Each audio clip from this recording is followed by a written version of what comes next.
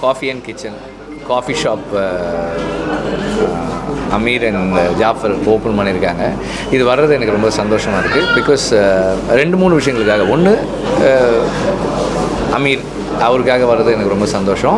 And secondly, ஒரு coffee shop காலையில் 4 மணிக்கு ஆரம்பித்து சாயங்காலம் 4 மணிக்கு எத்தனை மணிக்கு க்ளோஸ் பண்ணுறோம்? 12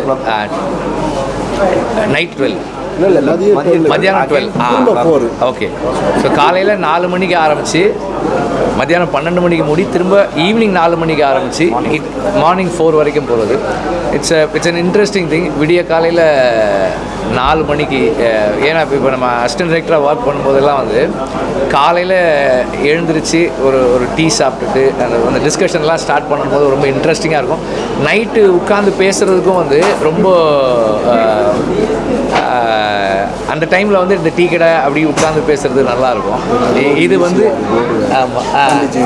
ஆமாம் இது ஈசிஆர் ரோட்டில் இருக்குது. It is a very nice place to sit and talk. இப்போ நான் வந்து எனக்கு வாய்ப்பு இருக்கும்போதெல்லாம் இங்கே வந்து நைட்டில் உட்காந்து ஸ்கிரிப்ட் பேசுகிறதுக்கு நல்ல ஒரு இடமா இருக்கும்னு நான் நினைக்கிறேன். எனக்கு ஐம் ஃபீலிங் வெரி நல்லா இருக்குது. எனக்கு ரொம்ப பிடிச்சிருக்க இடம்.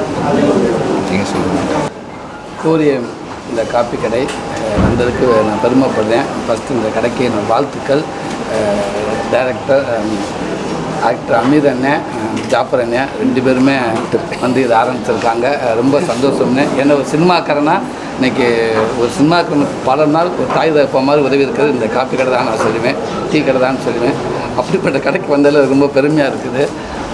காப்பி கடையிலும் பல மாற்றங்கள்லாம் வேலையில் நடந்திருக்குது. ஸோ அதனால் சில நேரங்களில் வந்து நல்ல காப்பி இருக்கும், நல்ல இடம் அமையாது, நல்ல இடம் இருக்கும், நல்ல காப்பி அமையாதுன்னு சொல்லுவாங்க. இங்கே 2மே நல்லா அமைஞ்சிருக்கு. இதை தாண்டி அந்த கவனிப்பு முறை ரொம்ப நல்லா இருக்குன்னு எதிர்பார்ப்பாங்க எல்லாருமே. அது இனிமேல் தான் தெரியும். கண்டிப்பாக நல்லா இருக்குன்னு நான் நம்புகிறேன். ஏன்னா அமீரன் இருக்காங்க. அதையும் தாண்டி ஒரு காப்பி கடை மட்டும் வந்து ஏதோ ஜாலியாக ஏதோ பேசிட்டு போனேன், டைம் பாஸ் பண்ணிட்டு போனேன் அப்படி மட்டும் இல்லாமல் மிக சிறப்பான ஒரு விஷயம் பண்ணியிருக்காங்க. புக்ஸு வச்சுருக்காங்க. வந்தவங்க காப்பி சாப்பிட்டு சொல் மேட்டரை மட்டும் பேசிட்டு போகிறத விட்டுட்டு புக்ஸ் எல்லாம் வாங்கி அதை படிச்சுட்டு போகிறதுக்கு இன்னுக்கு ரொம்ப நல்ல விஷயம், அற்புதமான விஷயம். அதே அவங்க டேரக்டர் அப்படின்றது கரெக்டாக இந்த இடத்துல அண்ணன் ப்ரூவ் பண்ணியிருக்காங்க. அதுக்கு நம்ம மனமார்ந்த வாழ்த்துக்கள். கண்டிப்பாக அந்த கடை இன்றைக்கு மாதிரி எப்போவுமே கூட்டமாக இருக்குன்னு நம்புகிறேன். எல்லாத்துக்கும் பிடிக்கும்னு நம்புகிறேன். வாழ்த்துக்கள். வணக்கம். என்னுடைய அழைப்பை ஏற்று வந்திருக்கக்கூடிய பத்திரிகை நண்பர்கள் அனைவருக்கும் என்னுடைய நாளை வணக்கம். எனக்கு திரைத்துறையில் நிறைய நீண்ட காலம் நான் இருந்தாலும் தொழில் மேலே எப்பொழுதுமே எனக்கு ஒரு ஈடுபாடு உண்டு. ஸோ அந்த அடிப்படையில் என்னுடைய நண்பர் அவருடைய ஐடியா தான் இது, இப்படி பண்ணலாம் அப்படின்னு சொல்லிட்டு. அவர் பிஹைண்ட் த ஸ்கீம் இருக்கார். அவர் இதுக்கு முன்னாடியே வரலை. ஆக்சுவலாக இந்த கடைக்குள்ளே என்னென்ன பொருள் இருக்குதுன்னு நானே நேற்று இன்றைக்கி தான் கொஞ்சம் கொஞ்சமாக தெரிஞ்சிட்ருக்கேன் நான். ஸோ இதை ஓப்பனிங் பண்ணுறதுக்கு என்ன யாரை வேணாலும் கூப்பிடலாம். சரி, எனக்கு 2 பேரை கூப்பிடணுன்னு தோணுச்சு. சரி, எனக்கு நெருக்கமாக இப்போது பக்கத்தில் இருக்கக்கூடிய வெற்றிமாறன், சூரிய எது கூப்பிட்ருக்கோம் அப்படின்னா, நீங்கள் எல்லோரும் விடுதலை வெற்றிக்காக சூரியை கூப்பிட்ருக்கேன்னு யாரும் நினச்சிட வேணாம். சூரியனுடைய வளர்ச்சியை நான் பார்த்து எப்பயுமே பிரமிப்பாக பார்த்து வாழ்த்துறேன். நான் சூரிய வெறும் நடிகராக பார்க்கல, அவர் ஒரு தொழிலதிபர்.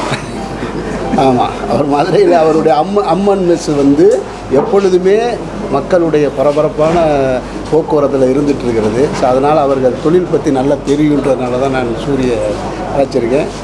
இன்னொரு நண்பர் பழனியப்பன் மாட்டிக்கிட்டார், கொஞ்சம் லேட்டாக வந்துட்டுருக்காரு. மற்றபடி ஒரு தொழில் தெரியல எனக்கு. நம்ம வேறு சினிமா விழாவாக இருந்தால் நிறையா பேசலாம். தொழில் தொடங்கியிருக்கோம். இறைவனர்களால் நல்லபடியாக நடக்கும்னு நம்புகிறேன். நன்றி. டீ கடை நடத்துறது கேவலம்னு யாருமே சொல்லலைங்க. முதல்ல அதை புரிஞ்சுக்கங்க. நேர்மையான தொழில் பண்ணுற யாரையுமே நம்ம கௌரவ குறைச்சலாக பார்க்கல. அவர் டீ கடையில் இருந்திருந்தாலும் அதை கேவலம்னு சொல்லலை.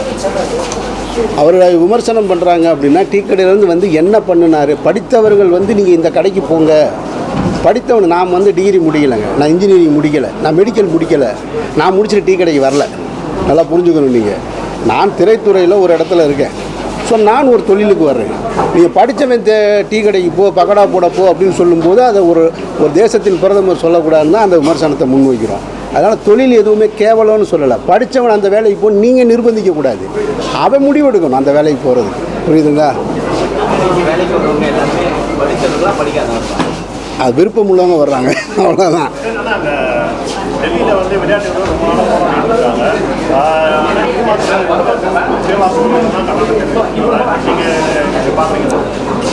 நம்ம முதல்ல நான் கண்டனம் தெரிவிச்சிட்டேன். அது வந்து வருத்தத்துக்குரியதுன்னு நம்ம சொல்லியாச்சு நிறையா இடத்துல. இப்போ தான் தமிழ்நாட்டு மக்கள் ஐபிஎல் முடிஞ்ச உடனே எல்லாருக்கும் பார்வை அந்த பக்கம் திரும்பி இருக்கு. ஐபிஎல் நடக்கும்போது யாருமே அதை பற்றி பேசலை. ஐபிஎல்லாம் முடிஞ்சதுக்கப்புறம் மெதுவாக இப்போ எல்லோரும் திரும்புகிறாங்க. அது இன்றைக்கி ஆரம்பித்தது அந்த போராட்டம் எத்தனை நாளாக நடந்துகிட்ருக்கு. ஸோ நம்ம முதல்ல இருந்தே அதை கண்டிக்கிறோம். ஒரு தேசத்தின் பெருமையை உலக அளவிற்கு சொன்னவர்களுக்கே இதுதான் நிலைமை அப்படின்னு சொன்னால் அப்போ நம்ம மற்றவங்களுக்கு என்ன நிலைமைன்றது கேள்விக்குறி தான். அதை நம்ம வன்மையாக கண்டிக்கிறோம். போராடுகிற அந்த வீரர்களின் பக்கம் தான் எப்பயுமே நிற்போம்.